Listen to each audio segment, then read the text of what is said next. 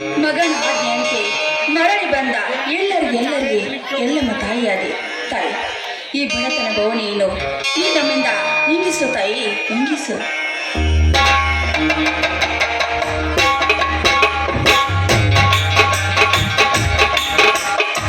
ಸರ್ವೇ ಜನ ಸುಖಿನೋ ಭವಂತು.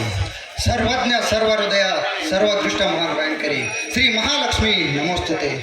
ನನಗೆ ನಂದವ, ಬಡತನವೆಂಬುದು ಬಡವನ ಬೆನ್ನು ಹಿಂದೆ ಕಟ್ಟಿಟ್ಟ ಬುತ್ತಿ ಕಣಮ್ಮ. ನಂಬ ಬಡವನ ಬೆನ್ನು ಹಿಂದೆ ಕಟ್ಟಿಟ್ಟ ಬುತ್ತಿ. ಈ ಸರ್ಕಾರ ರೈತರಿಗಾಗಿ ಗೋಶಾಲೆಯನ್ನು ತೆರೆದಿದೆ. ಆದರೆ ದನಗಳಿಗೆ ಅಂತ ಬಂದ ಮೇವನ್ನು ಮಾರಿಕೊಂಡು ತಮ್ಮ ಬೊಜ್ಜು ಬೆಳೆಸಿಕೊಳ್ಳುವ ಶ್ರೀಮಂತರು ಹುಟ್ಟಿದಾರಮ್ಮ ಈ ಜಗದಲ್ಲಿ. ಹೌದು, ಇಲ್ಲಿ ಬಿಡಲ್ಲ. ಬಾ, ಆ ದೇವರಿಗೆ ನಮಸ್ಕಾರ ಮಾಡಿ ಪ್ರಸಾದ ತೆಗೆದುಕೋ ಬಾ.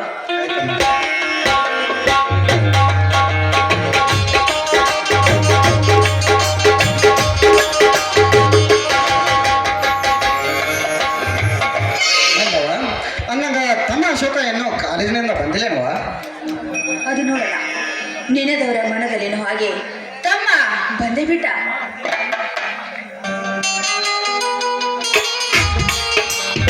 ಅಶೋಕ ಅನ್ನಂಗ ಮಾನ್ಯನ ಕಾಲೇಜ್ ಪೇಪರ್ ಇದ್ದು ಅಂತ ಪೇಪರ್ದಾಗೆಲ್ಲ ರಿಸಲ್ಟ್ ಅದು ಬೇಷ್ ಬಂದೈತಪ್ಪ. ನಿನ್ನ ಆಶೀರ್ವಾದದಿಂದ ನಾನು ಪ್ರಥಮ ಸ್ಥಾನದಲ್ಲಿ ಪಾಸ್ ಆಗಿದ್ದೇನೆ ಅಣ್ಣ. ಹೌದಣ್ಣ, ತಮ್ಮ ಯಾವಾಗಲೂ ಹೊಸ ಸುದ್ದಿಯನ್ನು ಹೊತ್ತು ತರುತ್ತಾನೆ.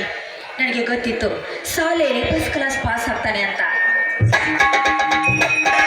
ಅಶೋಕ ಅನ್ನಂಗ ಮುಂದೆ ಏನ್ ಮಾಡ್ಬೇಕಂತೇಳಿ ವಿಚಾರ ಮಾಡಿ ಅಲ್ಲಪ್ಪ. ನೀ ಹೇಗೆ ಹೇಳುವೆ ನಾನು ಹಾಗೆ ಕೇಳುವೆನು ಅಣ್ಣ.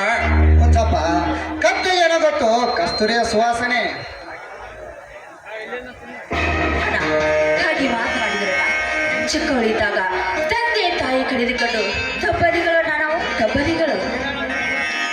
ಅಣ್ಣ, ಈ ತಬ್ಬಲಿಗಳನ್ನು ಸಾಕುವ ಸಲುವಾಗಿ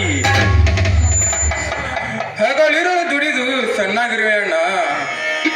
ಅದಕ್ಕಾಗಿ ನಾನು ಒಂದು ನಿರ್ಧಾರಕ್ಕೆ ಬಂದಿದ್ದೀನಿ ಅಣ್ಣ. ಅದ್ಯಾವ ನಿರ್ಧಾರ ಸಹೋದರ? ಅಣ್ಣ, ನಾನು ನಿನ್ನ ಜೊತೆ ದಿನನಿತ್ಯ ಹೊಲದಲ್ಲಿ ದುಡಿಯುತ್ತೇನೆ ಅಣ್ಣ. ಗೊತ್ತಪ್ಪ, ನೀವಿಬ್ಬರು ನನ್ನ ಎರಡು ಕಣ್ಣುಗಳಿದ್ದಂಗ. ನನಗ ಎಷ್ಟೇ ಕಷ್ಟ ಬಂದರೂ ನಾನು ಸಹಿಸಿಕೊಳ್ತೇನೆ. ಆದ್ರೆ ನಿಮ್ಮ ಇಬ್ಬರು ಒಳಗ ಒಬ್ಬರೇ ಒಬ್ಬರಿಗೆ ಒಂದ ಸ್ವಲ್ಪ ಸ್ವಲ್ಪ ನೋವು ಆದ್ರೂ ತಡ್ಕೊಳ್ಳೋ ಶಕ್ತಿ ಆ ಪರಮಾತ್ಮ ನಂಗೆ ಕೊಟ್ಟಿಲ್ಲಪ್ಪ, ಕೊಟ್ಟಿಲ್ಲ. ನಮ್ಮ ಮನೆಯಲ್ಲಿ ಸದಾ ಹೀಗೆ ನಗು ತುಂಬಿರಲಿ ಅದು ನಾನು ಆ ದೇವನಲ್ಲಿ ಬೇಡಿಕೊಳ್ಳುತ್ತೇನೆ. ತಂಗಿ, ಇಂದು ರಕ್ಷಾಬಂಧನದ ಹಬ್ಬ. ಈ ನಿನ್ನ ಅಣ್ಣಂದರಿಗೆ ರಾಖಿಯನ್ನು ಕಟ್ಟಮ್ಮ. ಹೌದಣ್ಣ, ಇಂದು ರಕ್ಷಾಬಂಧನ. ಕುಳಿತುಕೊಂಡ ನಿಮ್ಮಿಬ್ಬರಿಗೆ ರಾಖಿ ಕಟ್ಟಿ ಆರತಿ ಬೆಳಗುತ್ತೇನೆ.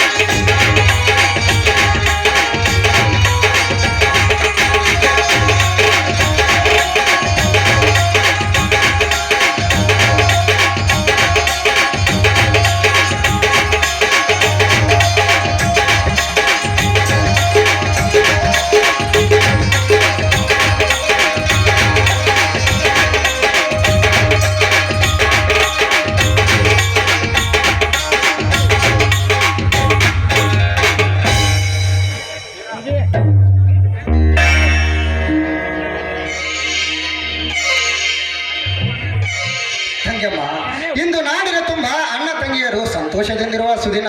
ಈ ಸುದಿನ ಸದಾ ನಮ್ಮ ಮನೆಯಲ್ಲಿ ಹೀಗೆ ತುಂಬಿರಲಿ ಎಂದು ನಾವೆಲ್ಲ ಹಾಡಿ ಕುಣಿಯೋಣ.